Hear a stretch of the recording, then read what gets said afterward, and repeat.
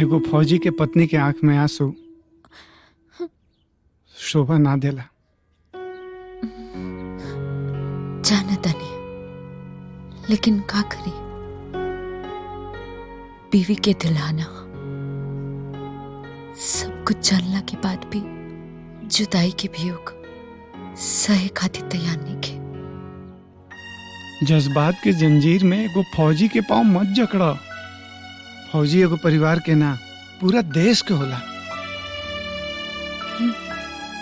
हर घर घर? अरे घर संभाले खातिर तू बाड़ू ना।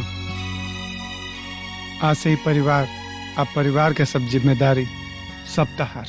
हम जानते नहीं कि हमार पत्नी ये जिम्मेदारी उठावे में सक्षम बड़ी। चलो, ए देश के सरहद तारा सुहाग के अपने सेवा खातिर पुकार रहल बा। चला हंस के विदा करा।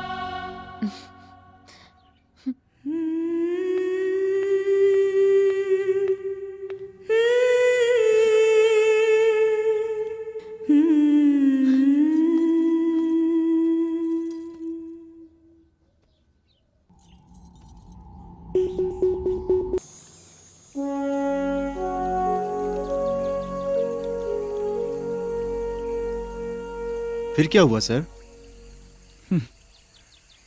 आज उनका स्कूल जाए के पहलका दिन है।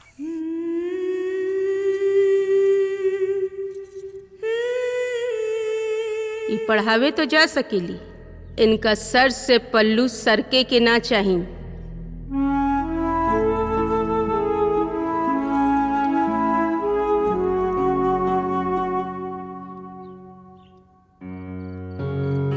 तोहफा ऊ दिहल जाला जौन लेवे वाला के काम आ सके। अब भला हमें तोहफा लेके का करब? शिक्षिका खातिर ऐसे बढ़िया कोनो दूसर तोहफा नहीं हो सकत।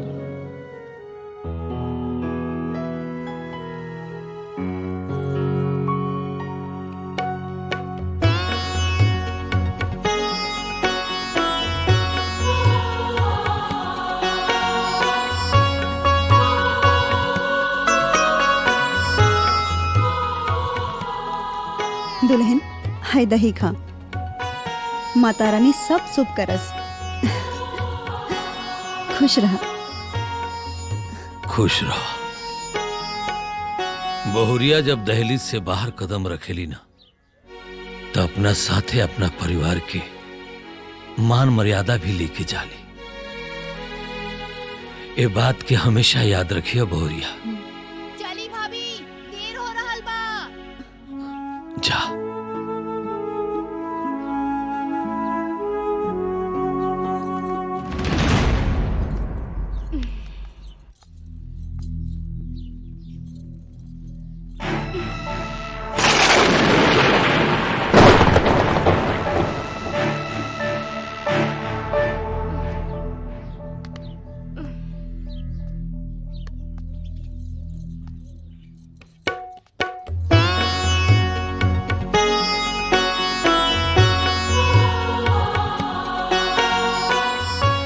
माई तो हमेशा माई रही।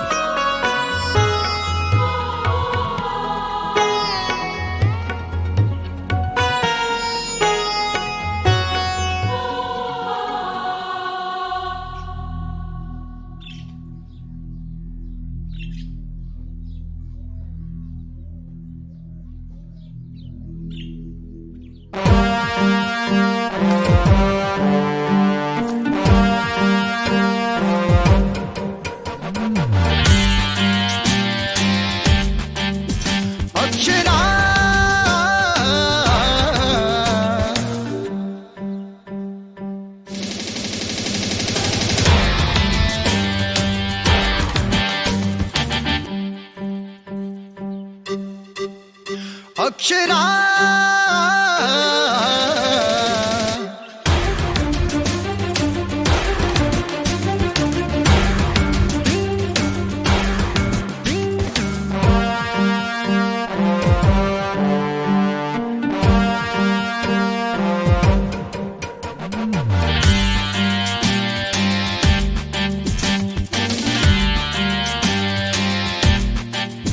अक्षरा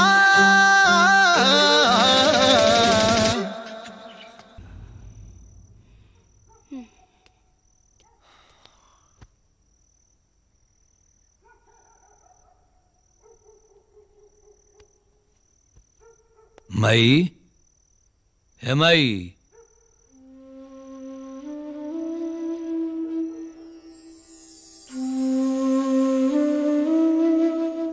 कहतानी कि दुल्हन कोनो गलत चीज थोड़े मांगतारी।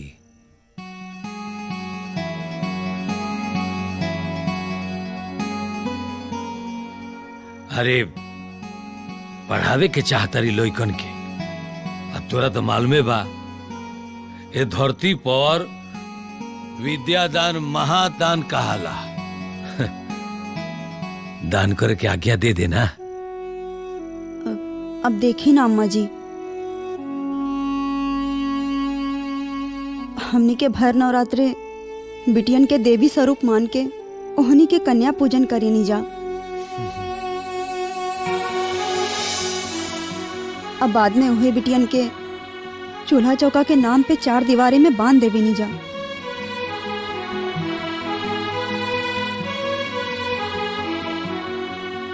अब रउवे सोची ना ई कैसन पूजन भइल। दादी, हमरा निमन से याद बा तू बचपन में हमरा के झांसी के रानी वीरांगना लक्ष्मीबाई जी के कहानी सुनावत रहलू।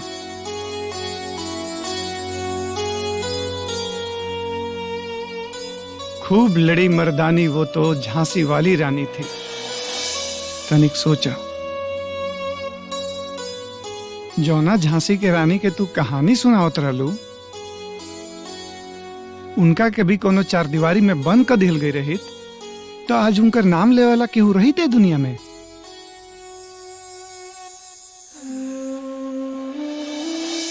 दादी, हमहू तो बाहर ही पढ़े जानी ना।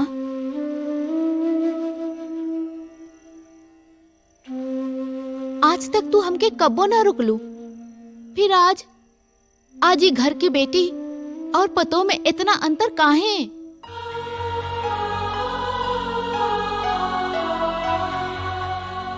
दादी, आज की औरत तो चांद तक पहुंच गई बाड़ी। और भाभी तो बस स्कूल में जाए के इजाजत मांग रहल बाड़ी।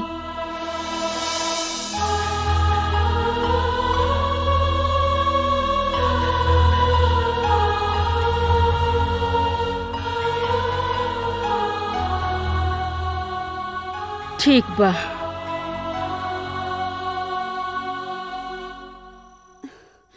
बाकी हमारे एगो शर्त बा।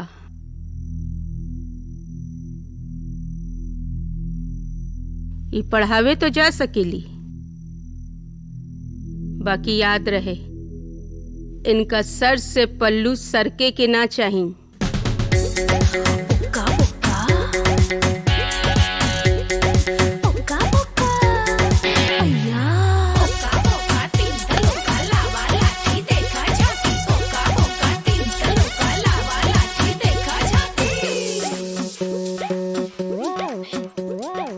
मान गई है ढेर बात। कांग्रेचुलेशंस भाभी।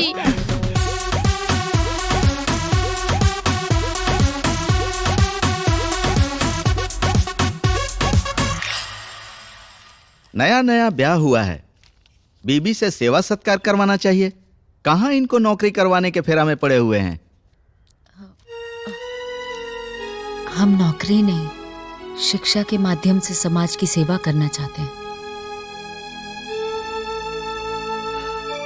आप पहली भेंटाई हैं जो नौकरी सेवा भाव के लिए करना चाहती हैं। हम कोशिश करेंगे कि जल्द से जल्द आपके ससुराल के अगल बगल के स्कूल में आपका तबादला करा दिया जाए। धन्यवाद सर।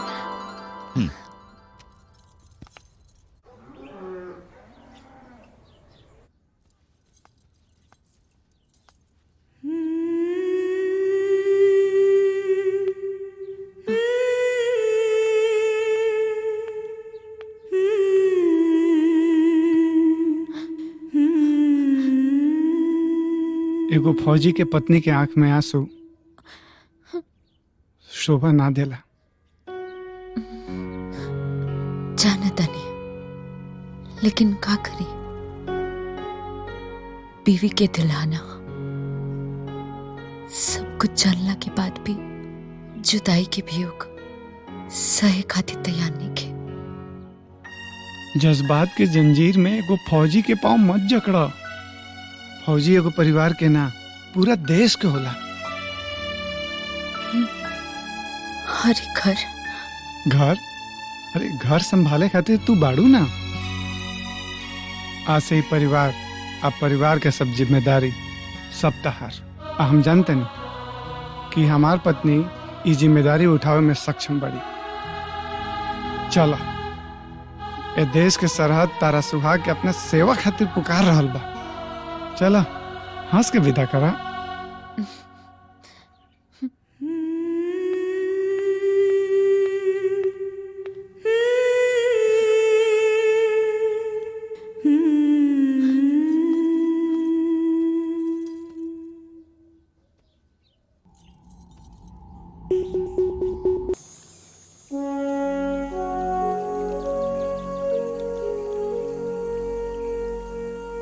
फिर क्या हुआ सर?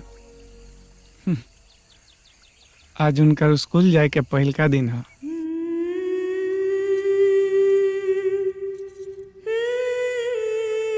ई पढ़ावे तो जा सकेली, इनका सर से पल्लू सरके के ना चाहिए।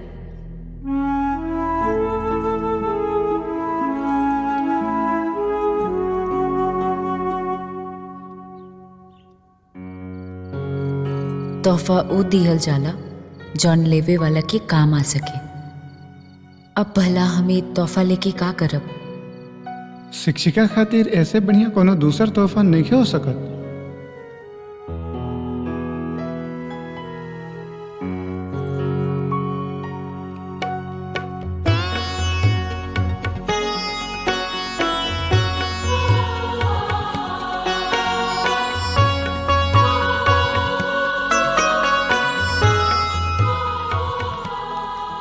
दुल्हन हाय दही खा। माता रानी सब शुभ करस। खुश रहा। खुश रहो। बहुरिया जब दहलीज से बाहर कदम रखेली ना, तो अपना साथे अपना परिवार के मान मर्यादा भी लेके जाली। ये बात के हमेशा याद रखियो बहुरिया। चली भाभी, देर हो रहल बा। जा।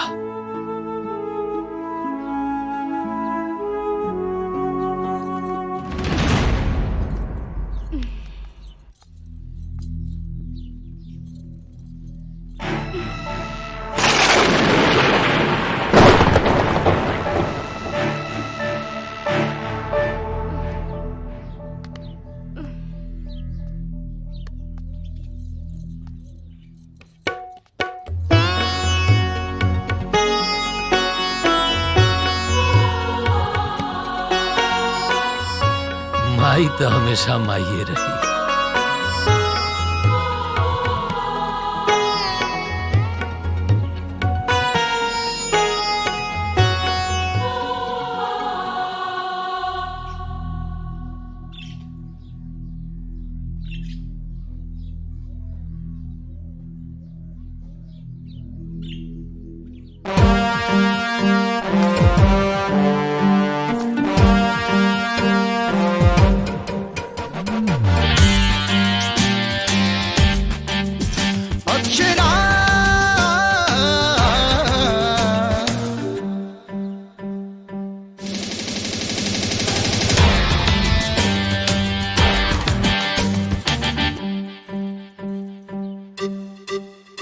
अक्षरा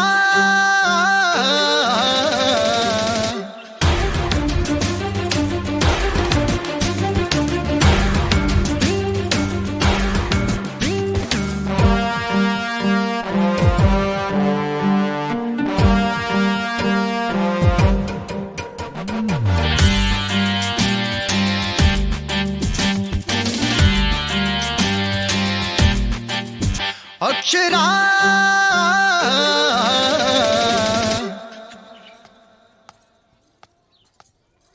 भाभी अब चलल जा।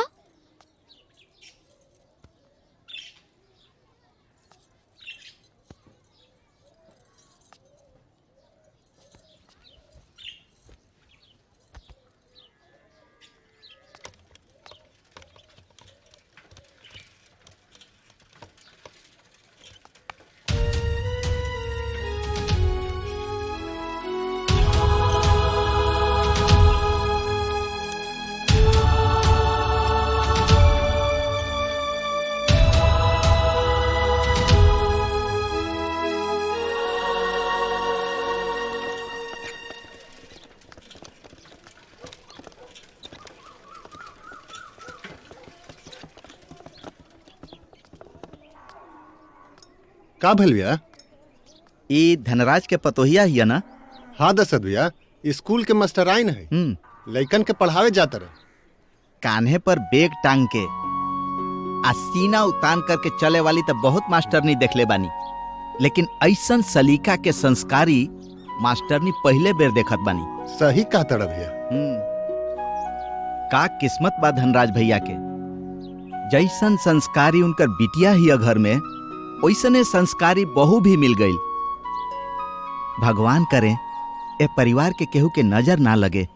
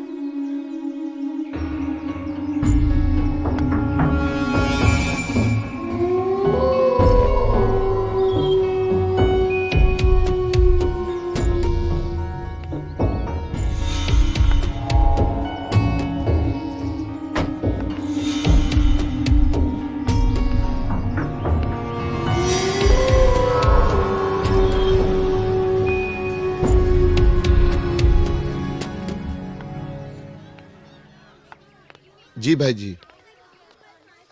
नवोदय के एंट्रेंस एग्जाम की तैयारी में मात्र अब 3 महीने का समय रह गया है। तैयारी के लिए जो पोस्टर पोल पर लगाने के लिए बोले थे, काहे नहीं लगा है अब तक? बैनर पोस्टर छपा के आ गया है और हम आज से लगाना भी शुरू कर दिए हैं। अब की बार तैयारी की जो फीस है ना, उसे 20,000 बढ़ा दो। भाई जी, बढ़ल फीस से कहीं बच्चा लोग कम हो गया तब?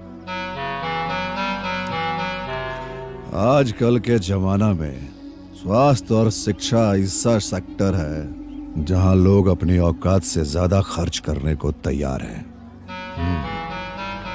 खुदे एक शाम घर पर भूखले सूतेगा, लेकिन बच्चा को महंगा से महंगा स्कूल में पढ़ाएगा। तो आज पोस्टर लग जाना चाहिए। जी भाई जी।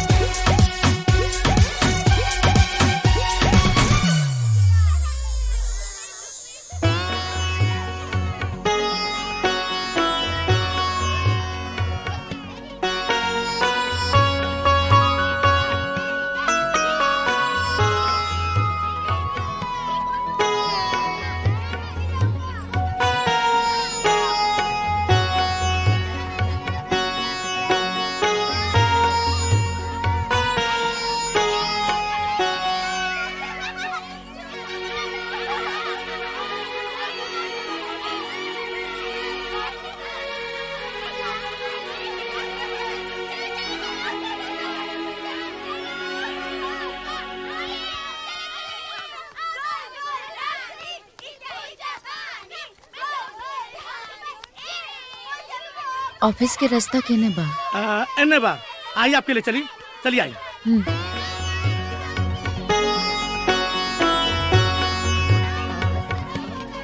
ये बा। सर ये देखिए, नमस्ते। नमस्ते। हम अक्षरा। जी बैठिए। इली।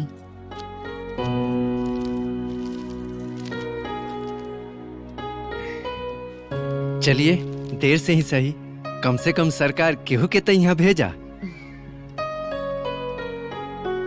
जानती हैं, 3 साल पहले तक यहाँ 5 गो स्टाफ था और उसमें 2 जने के तो तबादले हो गया, 1 जने रिटायर कर गए। अब हम ही 2 जने मिल के आई पूरा स्कूल को चला रहे हैं, हम और ई शास्त्री जी। लेकिन अब आप आ गई हैं ना, तो चलिए 2 से 3 भला।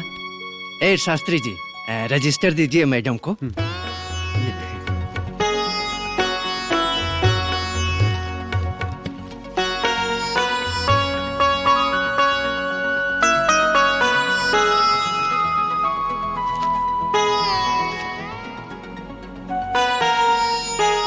इका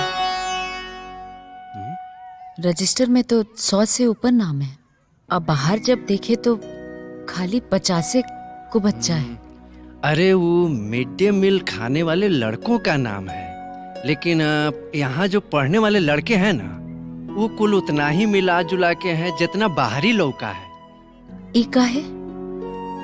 वो का है ना मैडम कि थोड़ा सा भी जो पैसा वाला परिवार है ना, वो अपन लइकन के वो का नाम है ब्राइट इंटरनेशनल स्कूल में पढ़ाता है। यही जब वह सब लइका पढ़ता है जौना का परिवार गरीबी रेखा के नीचे रहता है। वो लोग सरकारी स्कूल में तो ठीक है, प्राइवेट स्कूल के फीस नहीं दे सकता है ना। सर, विद्या पैसे से नहीं खरीदी जा सकती। इस सब बच्चा को गरीबी रेखा से हम ऊपर लेके आएंगे। ये कैसन मैडम? शास्त्री जी, इस सब बच्चा कच्चा हीरा है। ये लोग को तराश के हम ही लोग को चमकाना होगा। कल से इस सब बच्चा पर हम मेहनत करेंगे।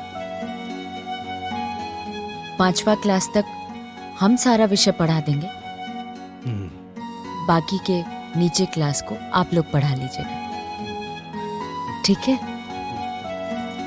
नमस्ते।